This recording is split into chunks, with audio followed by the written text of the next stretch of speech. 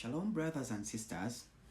There is a verse here I want to break down, and a lot of Christians are having many questions around this verse. What really took place? It's one of the, I can consider it to be a paradox. One of statements which are very difficult to understand. It's in Luke 9, verse 59. Because of time, I will start with with verse 59. But I know that when we want to get the full context of scriptures, we have to start to read the whole chapter. I will recommend you to do that. Luke 9:59, it's saying, "And he said unto another," who Yeshua himself is speaking, the Messiah is the one who is speaking here. "And he said unto another, Follow me. But he said, Lord, suffer me first to go and bury my father." There is someone who wanted to follow the Messiah, and he asked the Messiah, "Allow me to first go and bury my father." The first thing I want to talk about here is there is no real death took place in this chapter. No. Why? Because when we go back and look at the culture, the Hebrew culture, we will get to know that they honored what we call the death ceremonies or the burial ceremonies. When we go back and look at the great patriarchs in the Bible, like Abraham and others, we will get to know that they all honored is in their culture to honor what we call the burial and the death ceremonies. So, the second thing here is common sense. I want to talk about common sense. Whenever we're reading the scriptures, you have to put common sense. Adonai Yahweh, God of Israel, gave us this common sense to use it. So you have to apply it when you are studying the scriptures. Call the Holy Spirit to give you that common sense to understand some things. How many of you who can lose their parents? Your parent dies, and you go for a crusade to preach the gospel. How many of you? It's not normal. It's not normal. So just compare yourself in the shoes of this person. Just see that incident. You lose your parent, your dad dies, and then you are called to go to the crusade, and you go. Can you do that? So use your common sense. Another thing is Bible culture.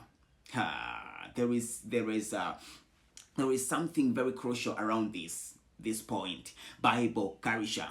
I always tell you, this Bible you are reading, it was written in what we call the Hebrew culture.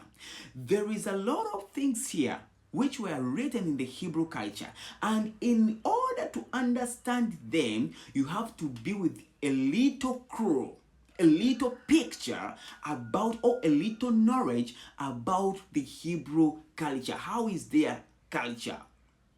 How is the Hebrew culture is? So, in order to understand some of the things here, like in our culture, someone can say that, can ask you, how is she now? Can ask about someone who has been sick. How is she now? And you say that, she has bitten the ears. So, someone who is not in my culture, he will understand it as it is. But yet, I mean that it's getting better. Yeah, she's getting better. So, someone who is out of my culture, he will understand it as it is. Yet me, I made that she's getting better. She has bitten the ears. She's getting better. So there is a lot of confusion.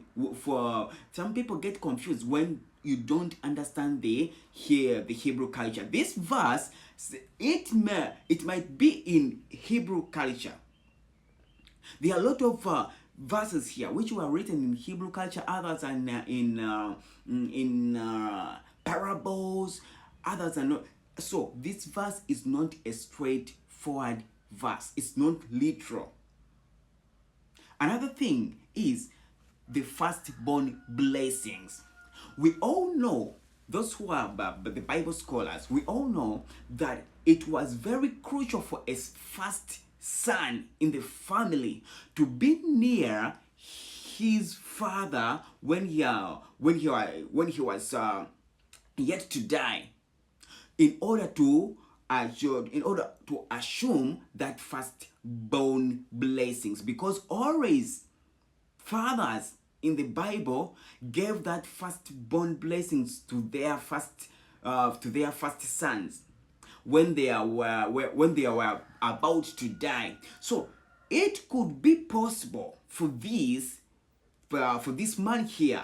He wanted to be near his father because he knew that he was in his days of dying. So he wanted to be near his father so that when he dies, he releases that firstborn blessings upon him.